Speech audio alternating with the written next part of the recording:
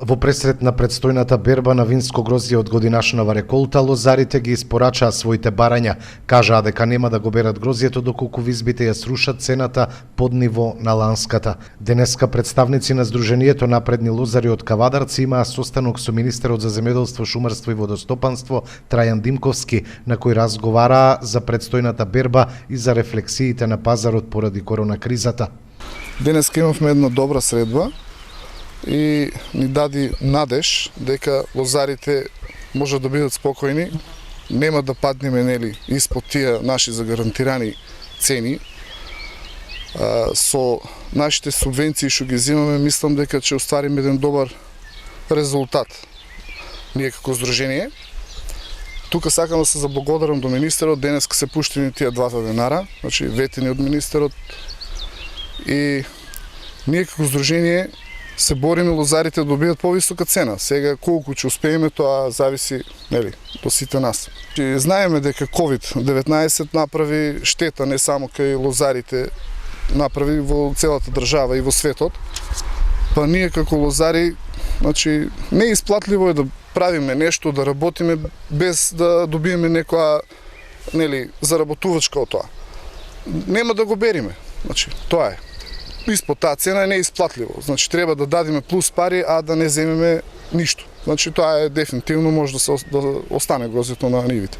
Димковски информира дека ги слушнал барањата на лозарите и дека ги информирал за неговата средба со представници на винариите. Даде ветување дека бербата од реколтата 2020 на винското грозје е приоритет за Министерството и за надминување на евентуалните проблеми. Во добар дел се согласуваме, односно дека нивното едно од нивните барања е да се задржиме за да постигнеме цена која што ќе биде на едно минатогодишно ниво и од на поддршката што би било од страна на државата, но сепак ние оставаме еден отворен простор до бербата и пред тоа секако да поразговараме и заеднички со винарниците, издействуваме, односно да видиме колкава ќе биде неопходна поддршката, колку ќе е тоа вишокот евентуален кој што се најавува од страна на винарниците и како тоа би се преработило и во која форма, доколку е вишокот што зборуваме грозјето, како тоа би се анулирало од пазарот кој што не би создавал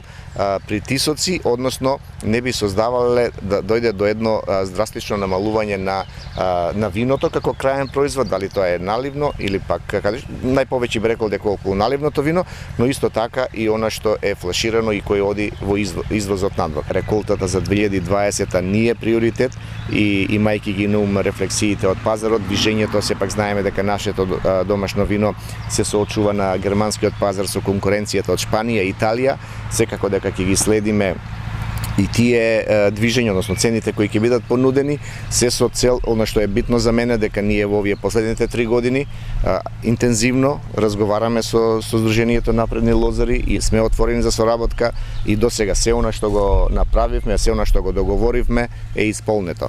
Тој посочи дека Министерството ќе ги испитува посочените проблеми за повисока царина при извозот на винско грозје кај соседните земји. Како што ме запознаа дека сепак од соседните држави имат една повисока царина, во што ќе мора да проверам во тој дел и заедно се договоривме да делуваме, односно секако во нашите надлежности од страна на Министерството и со колегите кои што се во соседните министерства, ние како земја членка на ЦЕФТА знаеме дека пазарот е отворен, затоа едно од нивните барања либерализација на пазарот, со што ќе треба деталите да ги погледнеме и од тој аспект. Инаку делот околу законот околу виното кој што се работи, исто така ги можностите кои што ги планираме и ние околу поддршката на мали семејни винари, бидејќи сепак тоа е еден дел од би рекол од производството на грозје, на винско грозје, а сепак е дел кој што може да го амортизира пазарот, односно самите земјоделци да навлезат во еден нивна и стартап